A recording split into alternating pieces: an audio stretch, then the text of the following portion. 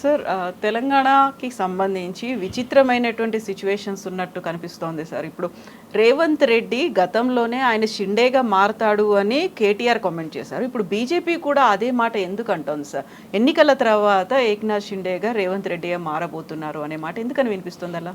ఇవన్నీ విచిత్రమైన పరిస్థితులు అనలేము, విచిత్రమైన పరిభాషణలు అనాలి. వాళ్ళ మాటలు తప్ప వీటికి ఆధారం ఏముంటుంది? నిజంగా నిన్న హిమాచల్ ప్రదేశ్లో ఒక దెబ్బతో కాంగ్రెస్ ప్రభుత్వాన్ని, అంటే 68 ఉన్న చోట 40 ఉన్నప్పటికీ కూడా ఒక సీట్ వీళ్ళు కోల్పోవటం, ఆ తర్వాత ఒక 6 మందిని డిస్క్వాలిఫై చేశారు.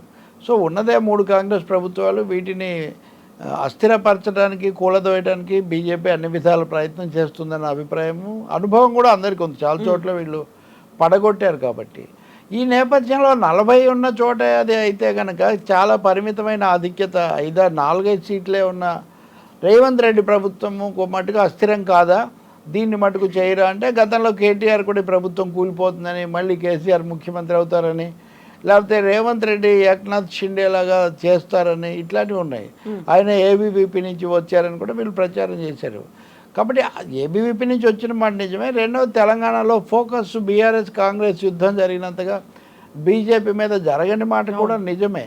కానీ ఏ విధంగా చూసినా రేవంత్ రెడ్డి ఎందుకు పోతాడు? ఏ ముఖ్యమంత్రి అయినా తన ప్రభుత్వాన్ని, ఒక 64 మంది ఉన్న దాంతో సిపిఐని కలుపుకుంటే 65, అధికారంలో ఉన్న ఒక ముఖ్యమంత్రి వేరే వాళ్ళు ఆ ప్రభుత్వానికి ఏం భంగం కలిగిస్తారు, దాన్ని కూల్చివేతకు ఏం కుట్రలు చేస్తారనే విషయంలో అప్రమత్తంగా ఉండాలి. కానీ అసలు రేవంత్ రెడ్డినే ఒక షిండేలాగా వెళ్ళిపోతాడు అని బీఆర్ఎస్ లేదా కేటీఆర్ లాంటి వాళ్ళు అనడం నిజానికి దానికి ఏమి, అది తర్క విరుద్ధం, ఇల్లాజికల్. దీన్ని బీజేపీ పెంచుతుంది, అదే ఆశ్చర్యకరమైంది. ఇప్పుడు ఎంపీ లక్ష్మణ్ బీజేపీ, ఆయన హిమాచల్ అవగానే మాట్లాడారు, ఇదే గతి పడుతుంది రేవంత్ ప్రభుత్వానికి కూడా తెలంగాణలో ఎన్నికలు అయిన తర్వాత అన్నాడు.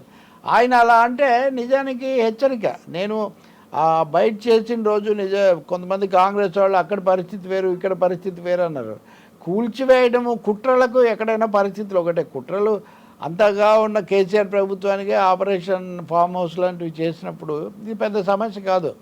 కాకపోతే ఇక్కడ బీజేపీ ఎవరైతే వీటన్నిటికీ వెనక మూల విరాట్లుగా ఉండి వీటిని నడిపిస్తారో, కథలు పథకాలు, వాళ్ళే దాడి చేయడం. రేవంత్ రెడ్డి షిండేలాగా మారుతాడని, అంటే ఒక ముఖ్యమంత్రి తన ప్రభుత్వానికి వ్యతిరేకంగా తనే ఎందుకు షిండేగా మారుతాడనేది పెద్ద ప్రశ్న. అంటే షిండేగా మారి బీజేపీలోకి వస్తారా, బీఆర్ఎస్లోకి వెళ్తారా? దానికి లాజిక్ కాంగ్రెస్ నుంచి చీల్చి, అంటే ఇప్పుడు మొత్తం 64-65 మంది మద్దతుతో ఆయన ముఖ్యమంత్రి. వీళ్ళలో 10 మందినో 15 మందినో షిండేలాగా తీసుకోవాల్సిన కర్మ ఆయనకేం పడుతుంది? ఇంకెవరైనా షిండేలు తయారు కావచ్చు. ఉదాహరణ, కాంగ్రెస్లో అంత ఐక్యత లేదు, సీనియర్ నాయకులు ఉన్నారు, వాళ్ళందరూ అప్పుడప్పుడు మాట్లాడుతున్నారు. కాబట్టి ఎప్పుడైనా వీళ్ళు కొంప ముంచొచ్చు అని ఆయన అలర్ట్ చేయటము, లేదా కాంగ్రెస్ కూడా జాగ్రత్తగా ఉండాలని చెప్పడం వేరు. కానీ అసలు రేవంత్ రెడ్డి పార్టీ మాట్లాడని చెప్పేది ఏంటంటే, ఇది డైవర్షన్ ఎత్తుగడ అని చెప్పాలి. అంటే ఫోకస్ ఒకవైపున ఉంటే, నిజానికి ఇప్పుడు బీజేపీ వాళ్ళు ఎవరితోనన్నా మాట్లాడుతున్నారా, వీళ్ళతో ఎవరు కలుస్తున్నారు, ఇట్లాంటివి మనం వాకప్ చేయాల్సిన అవసరం ఉంది. రేవంత్ రెడ్డి తన ప్రభుత్వానికి తనే ముప్పు ఎందుకు తెచ్చుకుంటారు? అది జరగదు. లేదు, ఒకప్పుడు భజన్ లాల్ కానీ హర్యానాలో, ఇంకా కొన్ని చోట్ల అట్లా ప్రభుత్వాలు పార్టీలు మారిన సందర్భాలు మొత్తం మారినవి కూడా ఉన్నాయి. కానీ తెలంగాణలో ఆ పరిస్థితి లేదు బీజేపీకి కానీ బీఆర్ఎస్ కానీ. సో గతంలో ఇదే మాట వైఎస్ఆర్సీపీ ఎంపీ విజయసాయిరెడ్డి కూడా అన్నారు, తెలంగాణలో రేవంత్ సర్కార్ తొందరలోనే కూలిపోతుంది అనే మాట కూడా. సార్, సర్కారు కూలిపోతుందనే హెచ్చరిక వేరు. హిమాచల్ ప్రదేశ్లో జరిగింది అది కదా. ఆ మాజీ ముఖ్యమంత్రి వీరభద్ర సింగ్ కుమారుడు విక్రమాదిత్య, ఆయన వర్గం వాళ్ళు వ్యతిరేకంగా ఓటేశారు. ఇప్పుడు కాంగ్రెస్ అధిష్టానం ఏం చేసింది? చివరకు విక్రమాదిత్యతో ఆయన రాజీనామా చేస్తే దాన్ని ఉపసంహరింపజేసి ఆ 6గురిని పక్కన పెట్టి విక్రమాదిత్యను ఐసోలేట్ చేశానని వాళ్ళు అనుకుంటున్నారు ఇప్పటికీ. కానీ నిజంగా అంతర్గతంగా ఆయన వర్గం ఎలా ఉంది, రేపు ఆయన ఏం చేస్తారు, ఎవరితో టచ్లో ఉన్నారు, ఆ విషయం వీళ్ళకు తెలియదు, ఎవరికి కూడా తెలియదు. అట్లాంటివి బయటికి రానివ్వరు కూడా. సో అలాగే తెలంగాణ కాంగ్రెస్లో కూడా రేవంత్ రెడ్డి చాలా నిలదొక్కుకోవడము, తనే మొత్తం నిర్ణయాలు తీసుకొని నా మాట ఇక్కడే రాసుకోండి అని కూడా మొన్న ఎక్కడో అన్నారు గద్దర్ సభలో, నా మాట శాస్త్రం అని. ఇలాంటివి జీర్ణించుకోలేని సీనియర్లు ఉండొచ్చు, వాళ్ళ లోపల ఆ విధమైన అసమ్మతి, సణుగుడు కూడా ఉండొచ్చు. కానీ వాళ్ళు ఇప్పటికిప్పుడు ఏం చేస్తారనేది ఒక ప్రశ్న. ఇబ్బంది వస్తే వాళ్ళ నుంచి వస్తుంది కానీ రేవంత్ రెడ్డి నుంచి ఎందుకు వస్తుంది అనేది కూడా ఇక్కడ ప్రశ్న. అందుకని అది రాదు. కానీ బీజేపీ ఇలా మాట్లాడుతుందంటే వాళ్ళు తెర వెనుక ప్రయత్నాలు చేస్తున్నారేమో. బీఆర్ఎస్ కూడా ఒకసారి కేటీఆర్ కూడా మాకు 39 వాళ్ళకు 9 మజ్లిస్కి ఇవన్నీ ఉన్నాయి కాబట్టి మీ ప్రభుత్వానికి 30 ఉంటుందని కూడా ఒక హెచ్చరిక చేస్తున్నారు. కాబట్టి ఆ విషయంలో అప్రమత్తంగా ఉండాలి. సో దీంతో పాటుగా జరుగుతున్నటువంటి war of words, Revanth Reddy versus KTR మధ్య జరుగుతున్నటువంటి వార్ ఆఫ్ వర్డ్స్, ఆ తర్వాత మేడిగడ్డ సందర్శన కోసం బీఆర్ఎస్ బృందం అంతా బస్సుల్లో తరలి వెళ్ళిపోయింది సార్.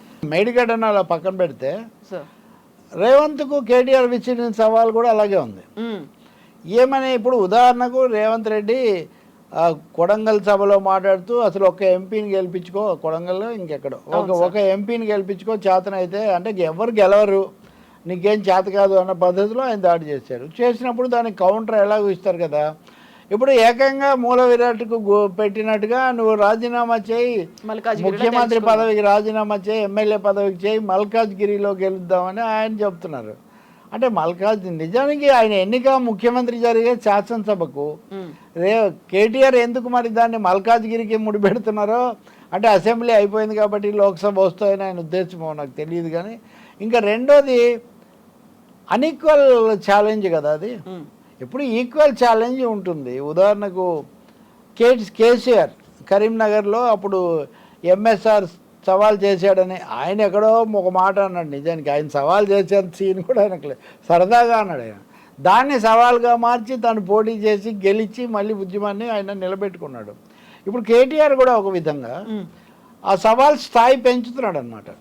అంటే మీరు గెలవలేరు అంటే నేను గెలుస్తాను అని అనొచ్చు. ఇంటెన్సిటీని అలాగే ఉంచే ప్రయత్నం జరుగుతోంది అక్కడ. ఇంకా అంతే అవుతుంది కదా. ఇప్పుడు కేసీఆర్ ఏం చేశాడు, తను రాజీనామా చేసి తన స్థానానికి నన్ను మళ్ళీ రమ్మన్నాడు.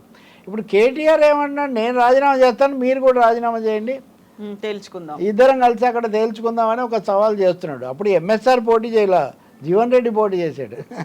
ఎంఎస్ సత్యనారాయణ తర్వాత రాజీనామా చేసినట్టున్నారు. కానీ అందువల్ల కేటీఆర్ దీన్ని వ్యూహాత్మకంగా స్ట్రాటజిక్గా మలుపు తిప్పుతున్నాడు. రెండవది ముఖ్యమంత్రి పదవికి కూడా రాజీనామా చేయమంటం ద్వారా దాని పరిధి కూడా పెంచుతున్నారు. ముందే ఎందుకు రాజీనామా చేస్తారు? పైగా ముఖ్యమంత్రి రాజీనామా చేస్తే అసెంబ్లీకి పోటీ చేస్తాడు కానీ పార్లమెంట్ ఎందుకు చేస్తాడు? కాబట్టి ఇది అంత సీరియస్ ఛాలెంజ్ అని మనం చెప్పలేము. ఇంకోటి మల్కాజ్గిరి దాని కాంపోజిషన్ ఇదంతా చూసినప్పుడు హైదరాబాద్ నగరం చుట్టుపక్కల పూర్తిగా బీఆర్ఎస్ గెలిచింది దాదాపు 90%. అందుకని ఆయన మల్కాజ్గిరి కూడా ఆ పరిధిలోకి వస్తుంది కాబట్టి ఆయన దాన్ని అడుగుతున్నాడు. ఇప్పుడు సిట్టింగ్ సీట్ అనేది ఆయన ఆధారం, ఇంకెన్నో 2 నెలల్లో సిట్టింగ్ సీట్, ఆ తర్వాత కొత్తగా ఎన్నికలు జరుగుతాయి. కాబట్టి రేవంత్ రెడ్డి మీద కేటీఆర్ విసురుతున్న ఈ సవాల్ మటుకు వ్యూహాత్మకమైంది, కొంచెం ఎత్తుగడతో కూడింది అని మనం చెప్పొచ్చు. దాన్ని రేవంత్ రెడ్డి పాటిస్తాడని నేను ఏ కోశాన కూడా అనుకోను, అవసరం కూడా లేదు. సో ఇప్పుడు ఎలక్షన్స్ స్ట్రాటజీలు అనేవి పార్టీలు ఎన్ని సీట్లు గెలవాలి అనే దాంతో ఎవరెవరు అభ్యర్థులను నిలబెట్టుకోవాలి అని ఆలోచిస్తున్నప్పుడే already Nagar Kurnool sitting MP BRS MP బీజేపీలోకి జాయిన్ అయిపోయారు. ఆ తర్వాత బీజేపీలోకి బీబీ పార్టీలు కూడా వచ్చే ప్రయత్నాలు జరుగుతున్నాయని జహీరాబాద్ బీఆర్ఎస్ ఎంపీస్. ఇవన్నీ కూడా సిగ్నల్స్. ఇప్పుడు ప్రభుత్వాన్ని పడగొట్టడం అంటే ఎమ్మెల్యేలను, ఎంపీలేమో ఇప్పుడు ఎన్నికలకు వెళ్తున్నారు కాబట్టి బీఆర్ఎస్ను కాంగ్రెస్ను దెబ్బతీయటం అన్నది, అక్కడి నుంచి తీసుకోవడం అన్నది బీజేపీ వ్యూహం అని స్పష్టమవుతుంది. ఇప్పుడు అక్కడ ఆయనేమో అది దాదాపు మహబూబ్నగర్, పాత మహబూబ్నగర్ జిల్లా, అక్కడ వీళ్ళు కాంగ్రెస్ ముఖ్యమంత్రి జిల్లా కూడా అది.